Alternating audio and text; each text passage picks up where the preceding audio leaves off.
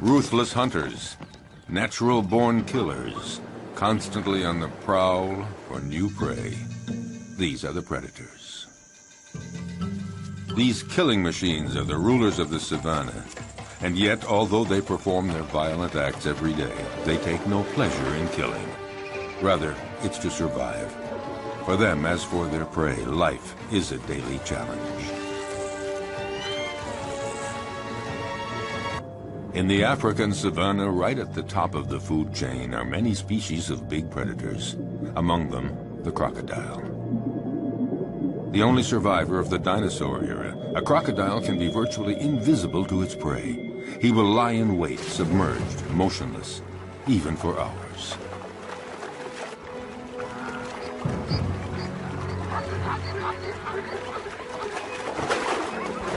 Fearsome, discreet, wily, he is perfectly adapted to life in the water and has the sinister reputation as the most dangerous killer in Africa.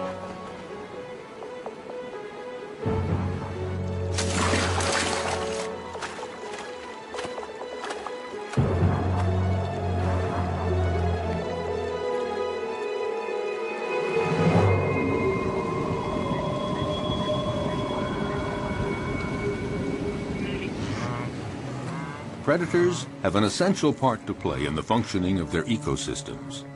By congregating at places where their prey can cause pollution, they limit proliferation, sparing other species that are few in number. Predators as a group, in limiting populations, help to preserve species that might otherwise eliminate one another.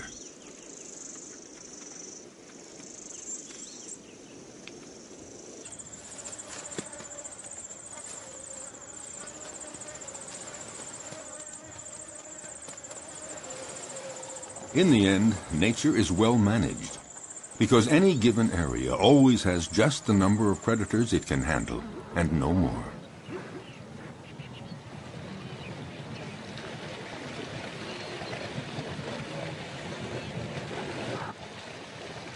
Each predator has its own way of hunting. Their strength and speed seem to protect them from many dangers, but their never-ending need for food, for survival, drives them constantly to keep hunting. Even when prey is abundant, chances of success are never sure. Often it depends on the strategy of the attack.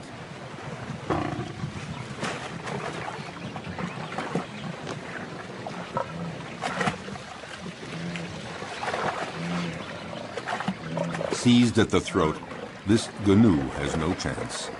The lioness's jaws have broken its spine.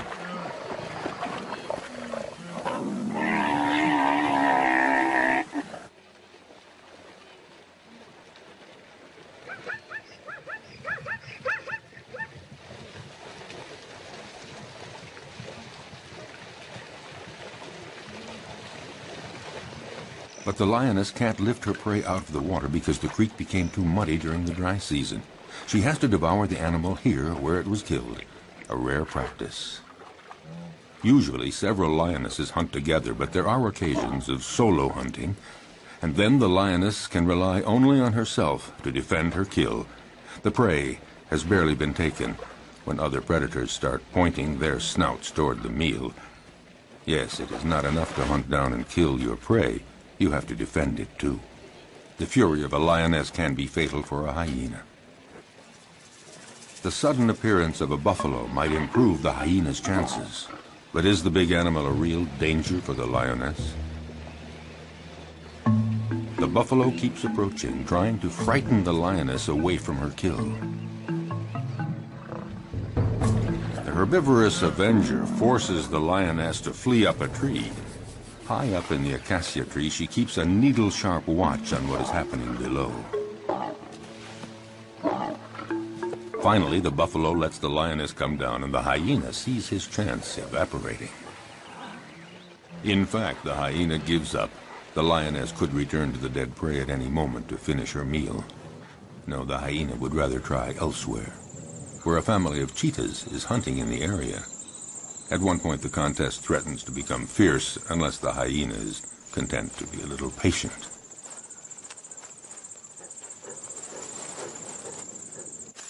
Why not let the fastest predator of the savannah do all the hard work?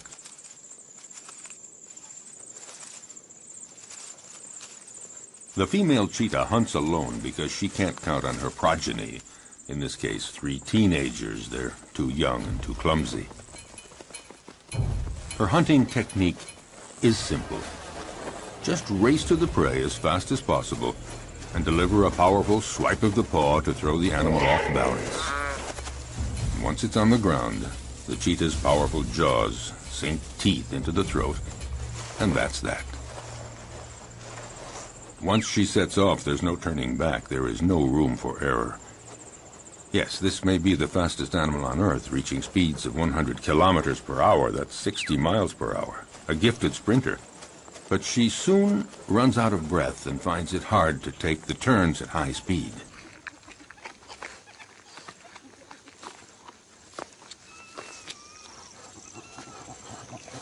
She expends so much energy all at once that she needs a breathing space to recover. And these are precious minutes. Because the hyena is on the prowl, and he knows that this is the instant to try something if he's going to steal any of the meat. The young cheetahs waste no time in munching off the first bits. The cheetah senses danger. But what can she do? These kids are too clumsy to make any sort of organized resistance.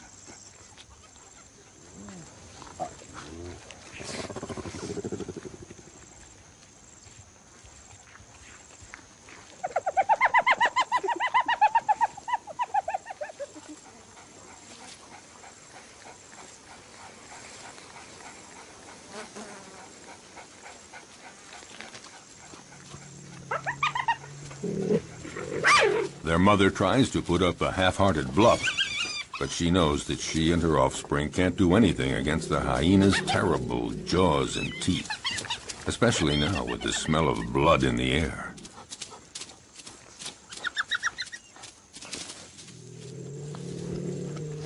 She doesn't even try to fight.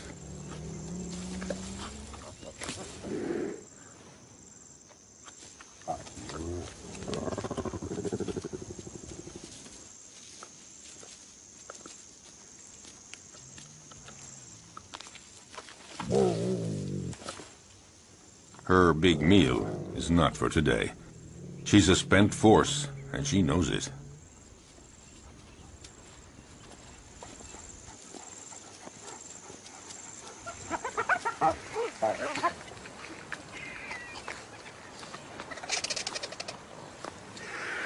The scent of blood draws many scavengers. They're not considered true predators because they eat animals that have already been killed by others. A real predator hunts down and kills live, fleeing animals.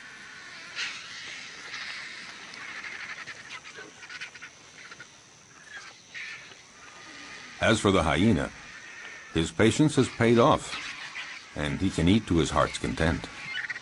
And that is apt to be a quarter of his weight, nearly 20 kilograms, 40 pounds of fresh meat. Of course, the vultures might invite themselves to take some of it.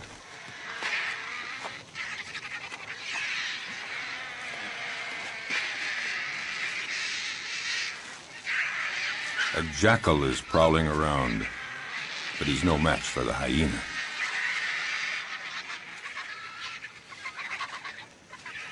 He, in turn, will find his meal someplace else, since the vultures don't seem to be in a sharing mood, not even to give a morsel. So he has to fall back on more modest prey.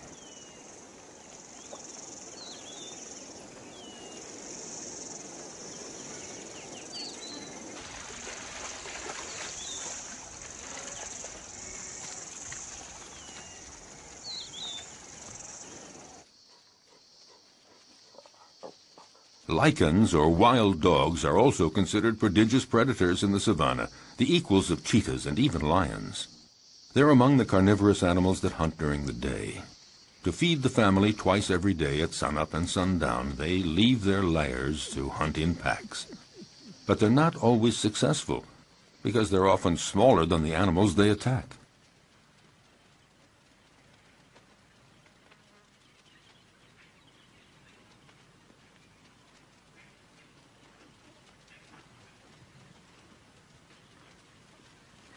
These creatures are classified between the dog and the hyena, and they're sometimes called hyena dogs. They drink very little, and their prey can be antelope, zebras, gazelles, and gnus. They're about the size of a big dog, but they're considered, perhaps, the most effective killing machine in the animal kingdom. They hunt in packs, like wolves. Alone, one could never take down a Thompson gazelle or a young gnu, so it's vital that they hunt in packs, and this requires a well-planned division of labor. First stage, sneak up on a herd to spot one that is young or weak.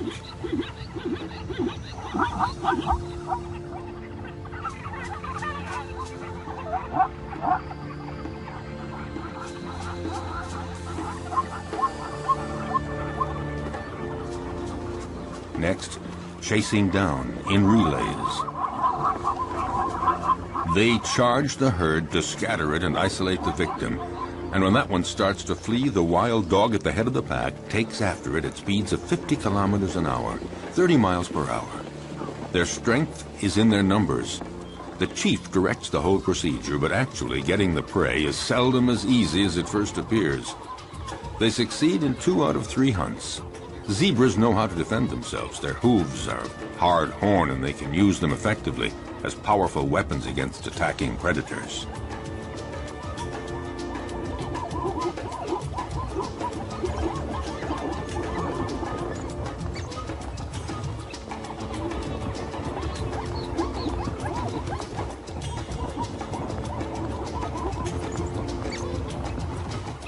This time, the zebra herd manages to fight off this pack that isn't really prepared for this morning chase. Herbivorous animals know how to put up a good defense. Elephants stand very tall, and they fear none. But the others have to learn the behavior patterns of their potential predators. They know when they're hunting and when they're not. So it's common to see a herd of zebras calmly munching plants just a few feet from a relaxing lioness. But the zebras are watchful all the same. The stallion stands slightly apart like a sentinel. When he senses danger, he alerts the others with a whinny. Instantly, they all form a group and they flee together, with the stallion bringing up the rear, where he can nip the legs of the slow zebras to make them keep up with the others. But the greatest danger for all of them is crossing a river, because it's there that crocodiles lie in wait. If crocodiles are seen as the most frightening predators on the planet, it's because they're not only clever and strong, they have another weapon: their patience. They can go for months without eating, but after a fast like that, any prey passing within range of their massive jaws would have to be very lucky to escape. Armed with about 70 teeth, a thick body armor of scales, and powerful appendages that they can use to leap their full body length, their attacks are furious and frightening.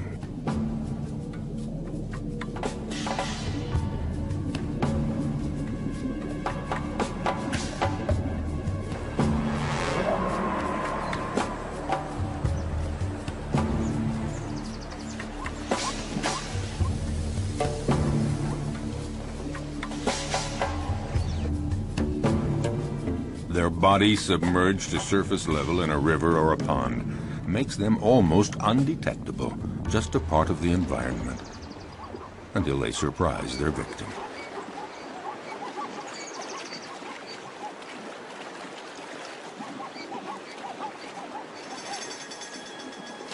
Buffaloes, zebras, antelope, these are perfect prey.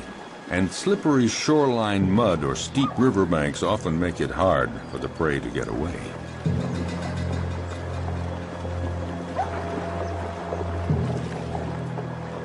A female crocodile decides to go after a young zebra that has been separated from the main group in the middle of the flowing water.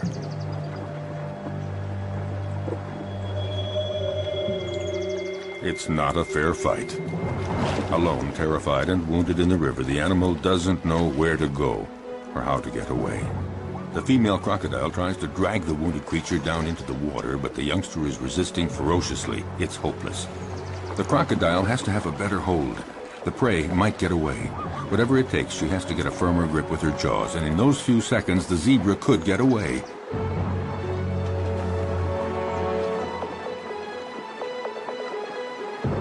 Suddenly, the vise is loosened. Instantly, the zebra takes advantage and breaks away, desperately climbing up the riverbank. Exhausted by the violent struggle to stay alive, the young zebra has to rest. But lions are always prowling along the river, seeking new prey. The young zebra's minutes are numbered because she is wounded. And in the savannah, a wounded animal is as good as dead. Here at the river, the lions have this prey for the taking. In fact, they have a wide choice of animals that are fatigued from crossing the river, or sick, or wounded, the ones that trail behind the herd.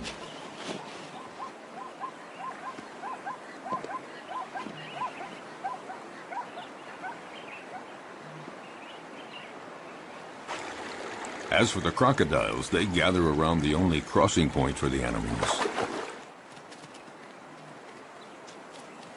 A zebra sounds an alarm to warn the others. But the crocodiles are well aware. They know all they have to do is lie in the water and wait. Sooner or later, the next grazing animals will give in to the strong temptation to cross. It might be Thompson gazelles, eager to find that greener grass on the other side. For them, crossing the river is a real adventure. They're too small to resist the current. They wait, hesitating to take the first step. But for all their fear and reticence, the lure of the wonders sure to be found on the other side becomes too strong. The ones motivated by frantic urges to migrate often pay for their audacity with their lives. Sharing meals is a well-established tradition among crocodiles. A female comes to the party, but the prey isn't big enough for two. You don't share a gazelle. Resigned to this, the guest has only to reach the riverbank and participate in a crocodile's favorite pastime, the siesta.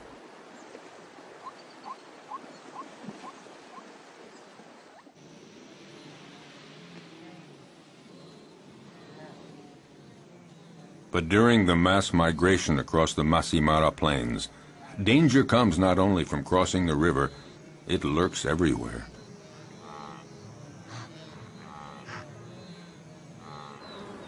A well-organized pack of wild dogs attacks a young gnu. It's encircled and separated from the herd. The predators then go at it fiercely, relentlessly, showing no mercy. The gnu is exhausted. It's time for the kill. At one point, the animal nearly falls to the ground. One of the wild dogs seizes a hoof. And finally, the creature drops. Often, the attackers will hold the muffle of the prey tight until it stops all movement.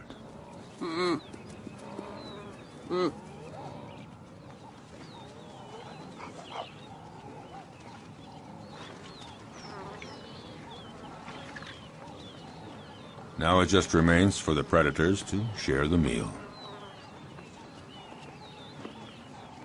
Back at the lair, a part of the meal will be regurgitated by the mothers to feed their young.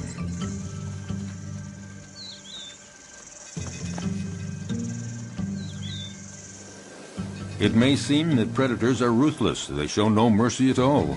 But they kill only when they're hungry. Their potential prey senses this. As we saw, herds are often oblivious to lions walking almost beside them. But if a herd senses that a lion is hungry, they are away and fast.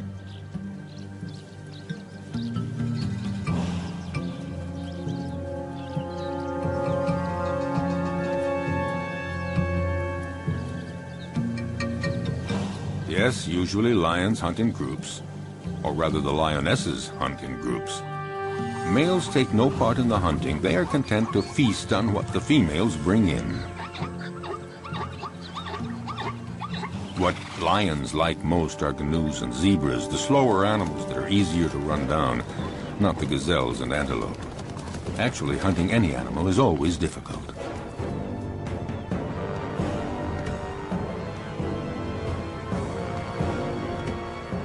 When hunting in groups, lionesses lie in wait, upwind, but one is stationed downwind.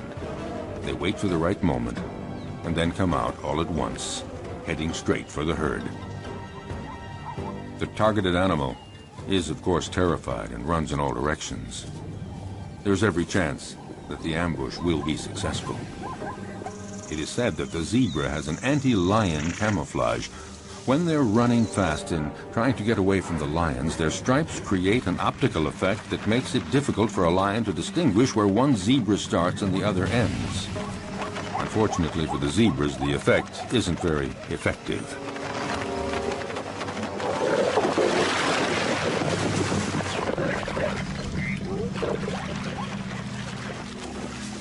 A lioness kills by strangulation, and it's a slow death.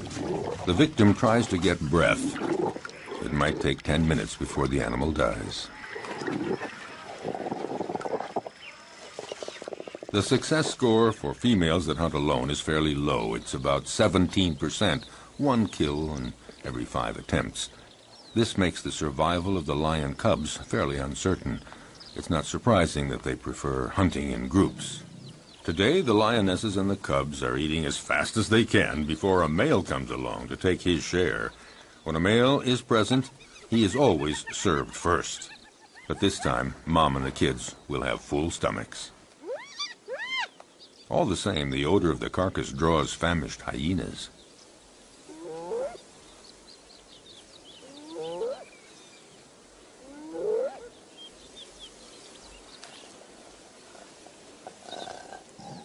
The banquet attracts envious neighbors. The hyena moves in closer, no doubt convinced that the moment has come to make his move. But the lionesses have no intention of letting him get away with it.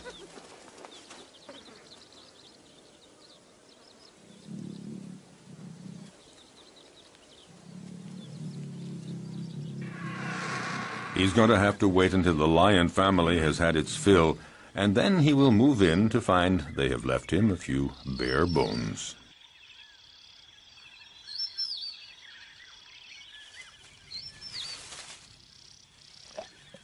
No, not much chance that the lions will leave much for the hyena. Well, if there's nothing here, the hyena has to resume a solitary quest. Why not seek out tender prey, fresh meat, for instance, an unsuspecting, defenseless baby cheetah? For out in the wild, hostile nature, the lives of the young, whether predator or prey, are often precarious.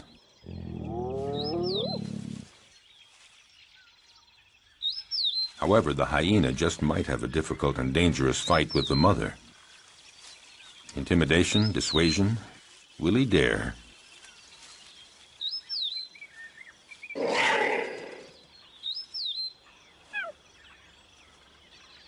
No, the risk looks too great. The hyena goes on his way and keeps on the prowl for other prey.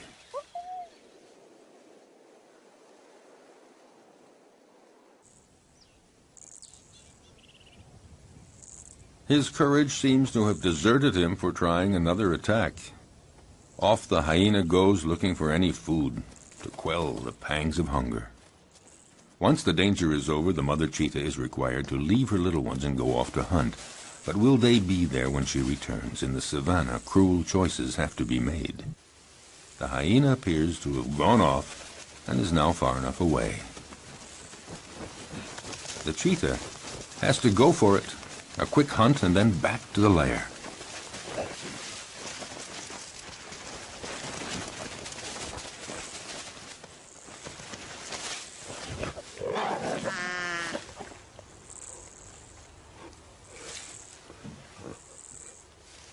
The hyena is watching all this. And a little too sure of itself approaches the cheetah, certain to come out the winner.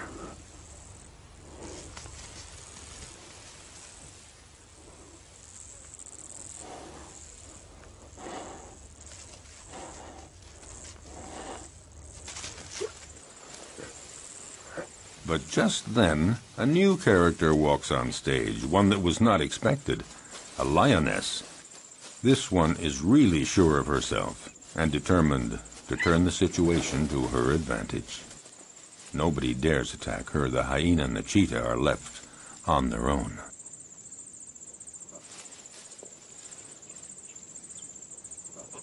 Indifferent, the lioness ignores them with the arrogance of a victor.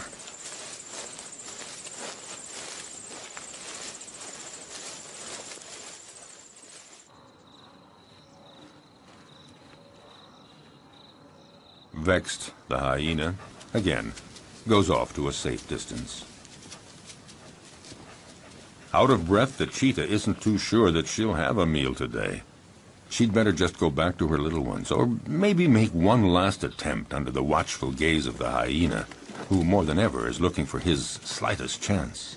By now, other hyenas are present, curious to see how well the cheetah will do.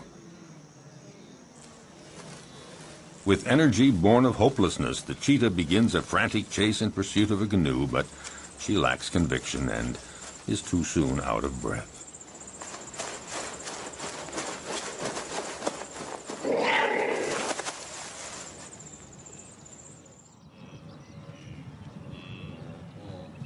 Even the gallery of watching hyenas doesn't think that she'll succeed.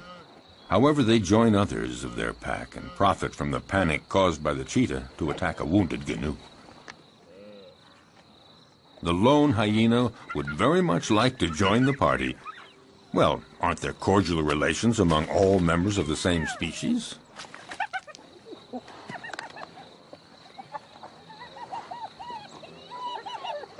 No cordial relations at all. A very strict social order determines relationships among individuals in groups of hyenas. The loner is not part of this group, so the dominant female directing the group chases him away in no uncertain terms.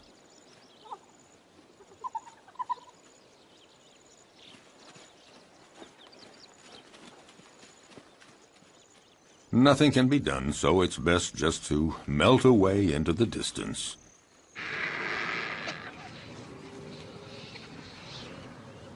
The dry season is drawing to a close, and carnivorous animals are finding less and less game, and they're growing weaker.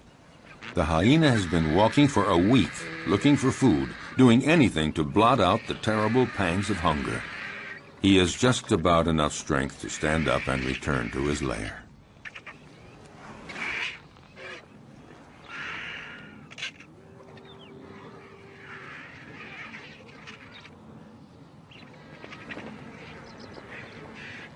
Oh, he knows the vultures are waiting for just one thing, for him to lie down and not get up. But hyenas belong to a species with incredible resistance. Gathering up all his strength, he sets off on his quest.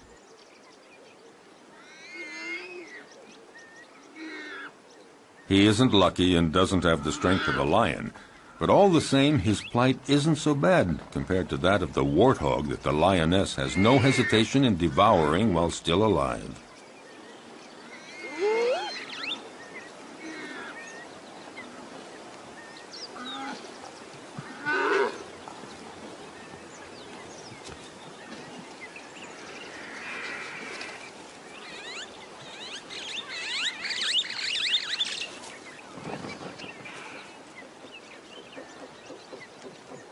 The hyena was right to wait around for a while. At last, there is a reward because the lioness leaves the warthog carcass after eating only the entrails. Finally, something to eat.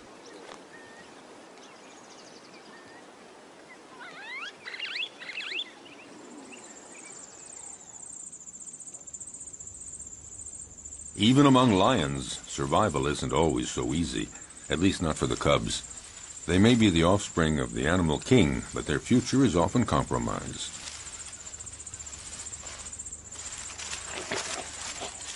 Power and strength characterize the lion, but the cubs are vulnerable, and danger lurks everywhere, even within their own group. Actually, among the lions, everybody seems to be getting along with a certain intelligence. The females within a family are taking good care of the little ones. A female will submit to any sort of nuisance from the cubs, and will even take care of the ones that are not her own. So the females remain calm, but it's quite different with the males. They guarantee reproduction, and they protect the females and the cubs, but they can turn dangerous for the cubs. Unmindful of his tremendous strength, a male who is annoyed by a cub teasing him just might kill the youngster with a swipe of his paw. Lions like to live in a stable family group, and yet the young ones, especially the newborn, are always vulnerable. Prudently, a female about to give birth distances herself from the group and finds a lair where she can have her cubs. She wants to find a natural hiding place where hyenas and jackals and cheetahs can't get at the little ones, and to keep them safe from the male lions that might come to take them. A female may have as many as 6 cubs at a time, but only 1 in 5 will survive to adulthood. Cubs are most fragile during the first 20 months. Then they are young adults. The mother lioness has to leave her cubs in the hiding place and go out to forage for food, but she never knows whether when she returns she's going to find them dead or alive. Will they escape the prowling predators? The lioness is now isolated from her group, and she has to hunt alone. Her predatory hunting instincts have to overcome her maternal feelings.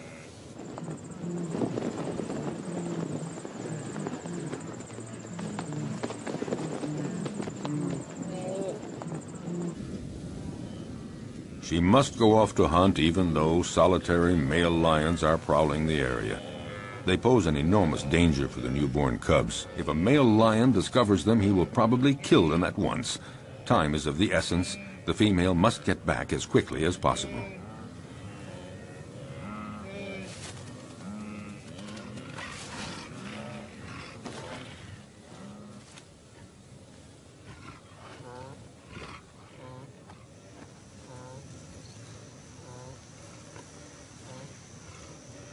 A lion, alerted by the noises, emerges from a thicket. A male lion does very little in life. He sleeps and takes care of reproduction, protects the group, and eats to his fill whatever the lionesses bring in from the hunt. And usually he's first in line. The lioness is well advised to catch her breath quickly and start eating as much as she can to regain her strength before the male shows up.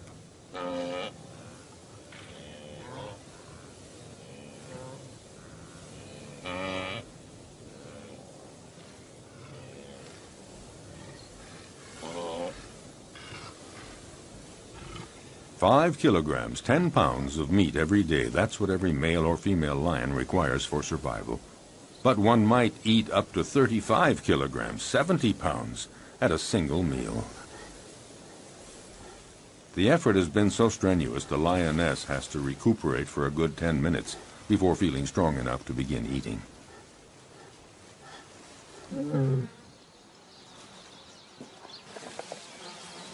Drawn to the food, the male approaches the female.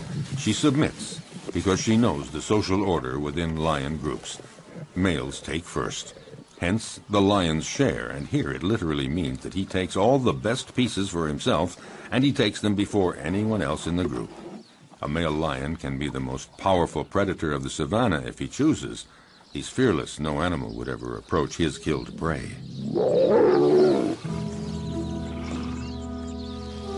The lioness can only wait, resigned to the situation, and go off to her cubs.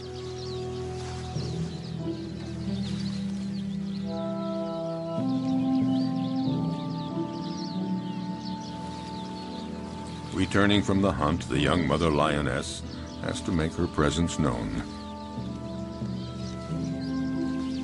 A cruel surprise awaits her. Her little ones had a surprise visit from a solitary male lion that happened upon them.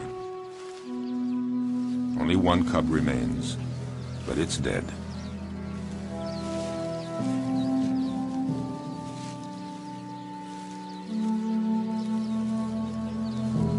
She takes it and wanders through the savannah for a long time.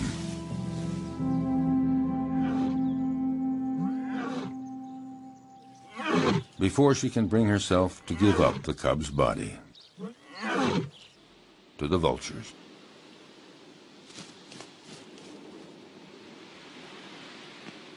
Accused of killing for pleasure, predators have incurred a bad reputation, and yet, for over half a century, many scientific studies have proven their usefulness.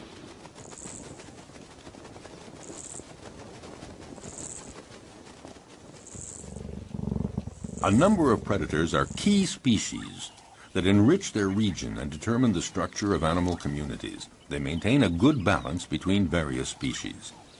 Attempting to suppress the predators to protect nature is a mistake, because any place without predators is not a stable environment. On the contrary, it's an artificial habitat made poorer and more fragile.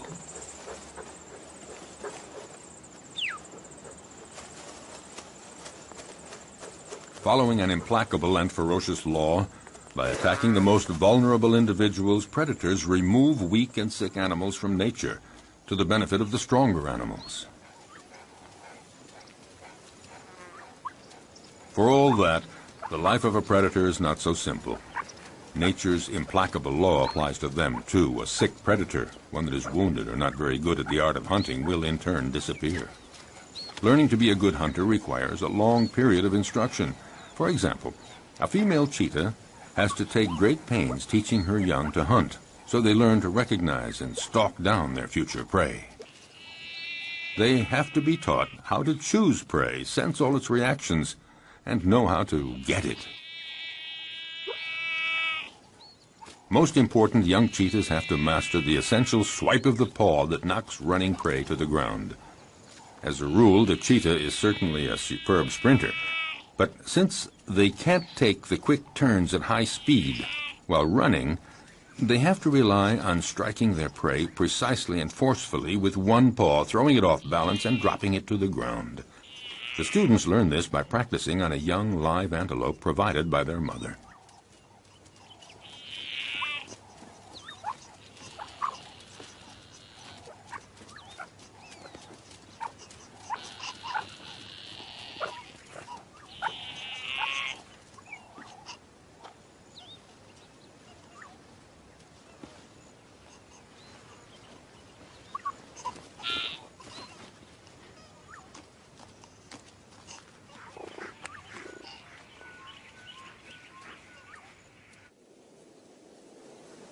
In the broadest sense, being a predator is feeding on other living creatures. Under that definition, practically all animals are predators. It's just a matter of scale.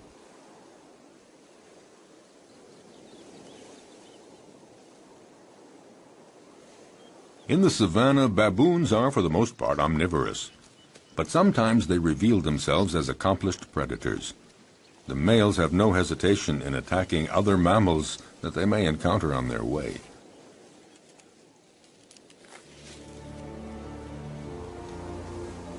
They can be terrifying opponents. Their bite is awesome. A powerful dominant male has caught a small gazelle. He doesn't wait for the prey to die before devouring it, right in front of his underlings.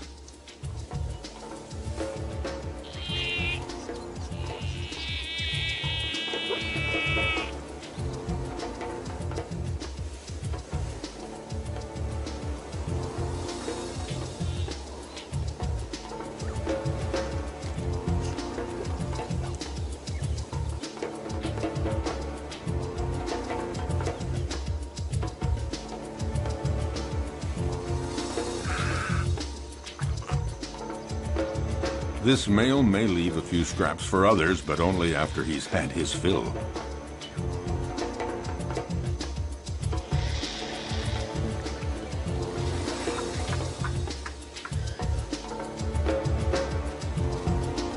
In the savannah, death is a part of everyday life. The baboons set off for new horizons.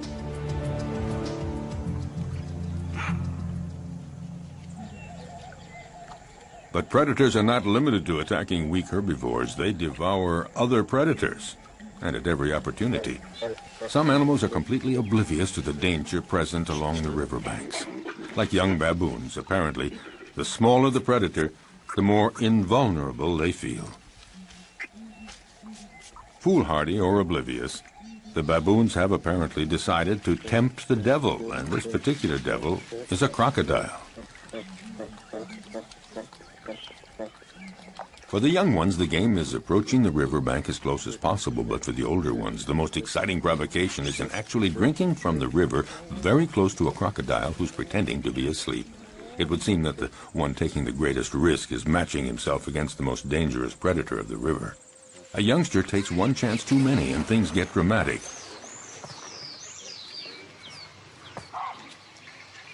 The alert is sounded, but it's too late. The entire group looks on helpless, seeing the young baboon in the jaws of the hungry crocodile.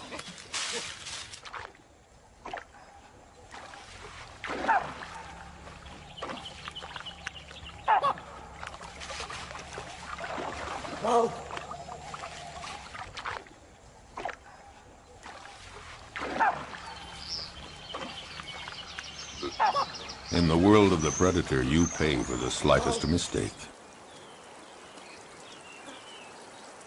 But along the river banks, the crocodiles don't always have it their way. Facing a hippopotamus, the law of the stronger and the bigger holds, and the hippos move right in to use their heavyweight position to provoke the crocodiles.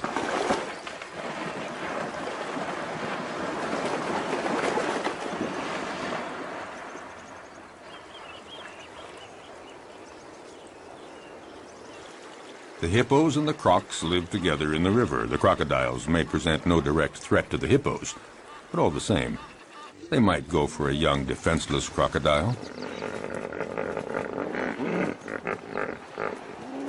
Defending territory, provoking, hippos are quick to show disdain for the crocodiles as soon as they're big enough to intimidate them, and in response, the crocodiles feign indifferent. Even the youngest get in the game. On dry land, the adult crocodiles do their best to frighten the hippos.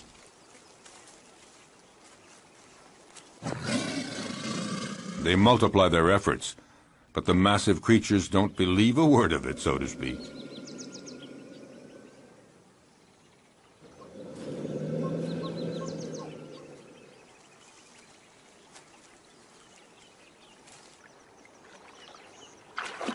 If duels between adults held on land seem not really dangerous for the combatants, it's not the same in the river, when the crocodiles are again in their preferred hunting ground.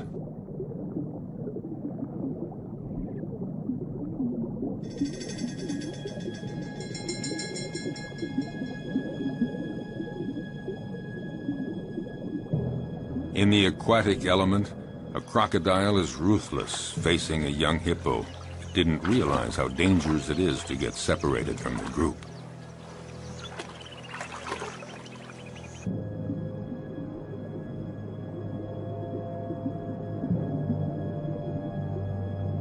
Cunningly, the crocodile approaches slowly.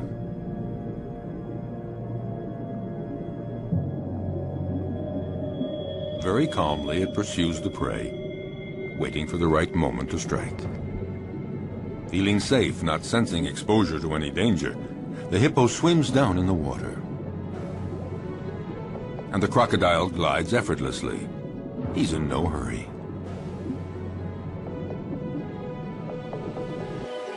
In this unequal pursuit, the two animals rise to the surface.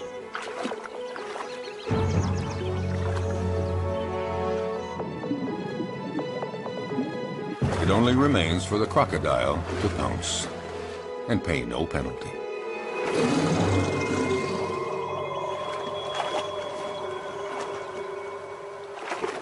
The only place to satisfy a thirst is in the river, and that's where every danger lurks. But nature isn't fair. Some risk everything, others face virtually no danger.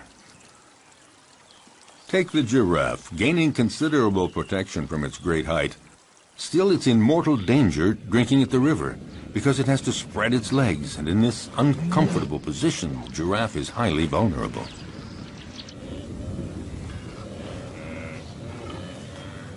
If there's no shortage of game here, it's because every year the migration cycle of the herbivores of Serengeti conducts 1.5 million gnus and countless other animals across the Masai Mara Plateau to Kenya.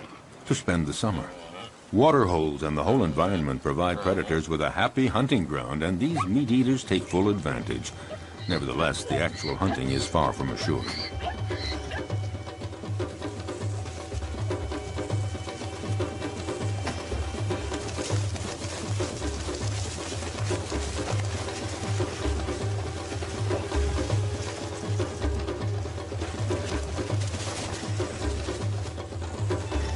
As always, some succeed and others fail, but it's not because there's no game. Some prey defend themselves with enough energy to repulse the most ferocious attacks. With 4 against 1, the cheetahs seem to have achieved their goal. But such combats don't always end as predicted. It would appear that the cheetahs have the advantage, but that doesn't take into account the endurance of their opponent or the gnu's instinct for survival.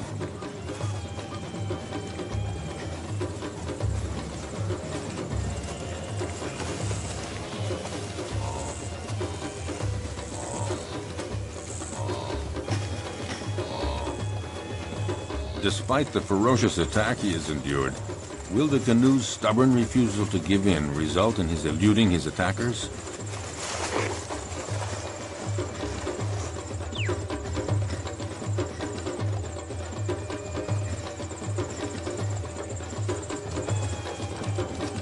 Thrown off balance by the gnu's sustained fury in managing to escape their claws and teeth, the cheetahs seem unable to administer the fatal blow.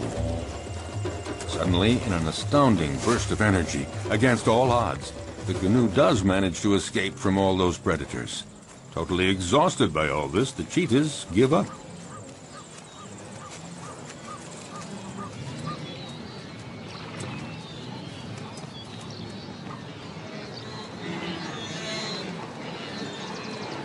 In this immense jumble of thousands of gnus and zebras and gazelles, as we have seen, the most fearful moments of their long migration trek come when they have to cross the river. But paradoxically, if it's their great number that attracts predators, it's also their massive numbers that provide their best defense against the feared crocodiles.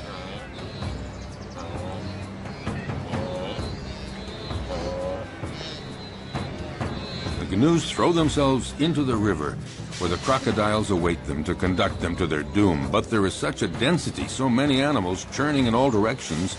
In this confusion of horns and hooves, the crocodiles are confused, unable to find a precise target. Some of them even stomp on crocodile heads in their frantic, panicky movements.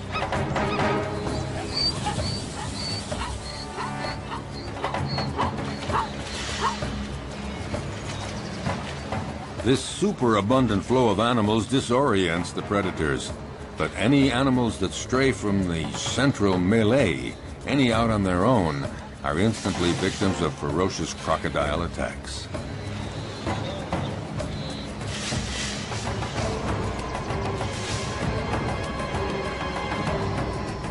The prey is seized in a single leap, the victim rendered rigid by the pain of the bite, held firmly in those massive jaws, and the crocodile begins to devour the animal. Often several others quickly come to share the feast, unless the first crocodile can manage to plunge the prize to the bottom of the river. If there were not predators on the Great Plains of the African savanna, it would create a major imbalance in the proper development of the ecosystem. Nature creates a balance where each animal has its place in the food chain. All species reproduce and evolve according to a cycle that allows them to live together in the same territory. Without predators, some species would overdevelop to the detriment of others, possibly resulting in the extinction of species.